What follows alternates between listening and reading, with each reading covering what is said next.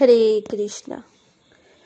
বর্তমান সমাজে একটি মতবাদ অত্যন্ত প্রবলভাবে প্রচার হচ্ছে, সেটি হচ্ছে জনতা জনার্দন। প্রতিটি জীব হচ্ছে ভগবান। তাদের কথায় যেই জীব সেই শিব। অনেক সময় দেখা যায় ধনাঢ্য ব্যক্তি গরিব লোকদেরকে ভোজন করিয়ে থাকেন।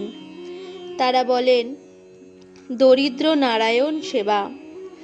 তাদের কথায় এরা সব নারায়ণ, দরিদ্র হয়ে গেছে, এখন আমি এদের খাদ্য দিয়ে সেবা করছি। এই ধরনের চিন্তাধারা বা কার্যকলাপ অত্যন্ত দোষাবহ। কেননা লক্ষ্মীপতি নারায়ণকে কখনোই এরকম দুর্দশাগ্রস্ত হতে হয় না। ভগবান মায়াধীশ, তাকে কখনো জীবে পরিণত হতে হয় না। অনেকের ধারণা প্রতিটি জীব ভগবানের সঙ্গে সমান, মায়াবদ্ধ হয়ে তিনি জীব হয়ে গেছেন, মায়া মুক্ত হলে ভগবান হয়ে যাবেন।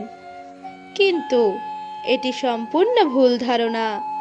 জীব কখনোই ভগবান হতে পারে না। জীব ভগবানের নিত্য অংশ। ভগবদ গীতা অনুযায়ী মমৈবাংশ জীবলোকে জীবভূত সনাতন। এই সনাতন শব্দের মাধ্যমে ভগবান বলতে চাইছেন জীব হচ্ছে আমার নিত্য অংশ। জীব কখনো ভগবানের সঙ্গে এক হয়ে যায় না, ভগবানের সমপর্যায়ভুক্ত বা ভগবান হয়ে যায় না।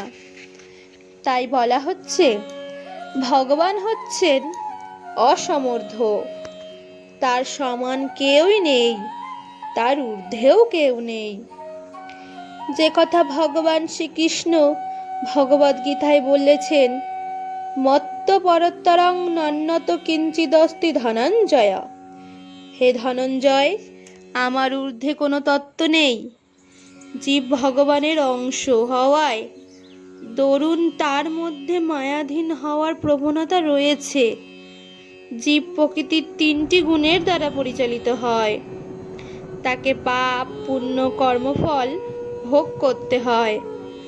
ভগবান মায়াধীশ, তিনি প্রকৃতির 3টি গুণের দ্বারা পরিচালিত হন না। মায়াধীশ হওয়ার ফলে তিনি কখনোই মায়াধীন হন না।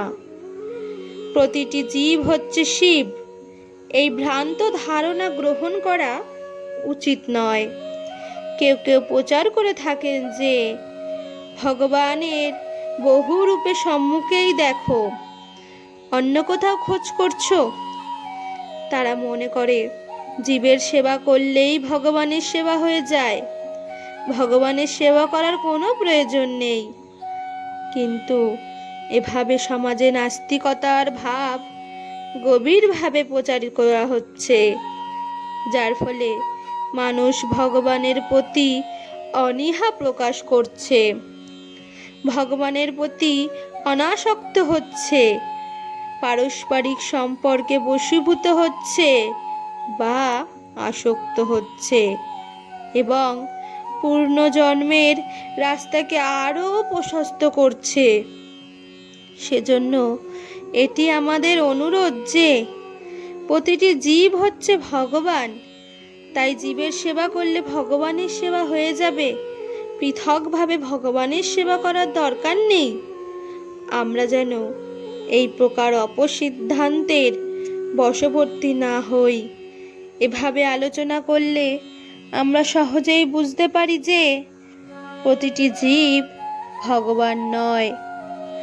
এই সম্পর্কে শ্রীল প্রভুপাদ চৈতন্য চরিতামৃতের শ্লোকের তাৎপর্য উল্লেখ করেছেন। জীব সর্বে সর্বা নয়, তারা নিঃসন্দেহে পরমেশ্বর ভগবানের অনুসদৃশ অংশ এবং গুণগতভাবে তার সঙ্গে এক। তারা সর্বতোভাবে ভগবানের নিয়ন্ত্রণাধীন। যেহেতু তারা ভগবানের অধীন, তাই তারা কখনোই ভগবানের সমান হতে পারে না বা তার সঙ্গে এক হয়েও যেতে পারে না। পরমাত্ম রূপে ভগবান জীবের সঙ্গে অবস্থান করেন।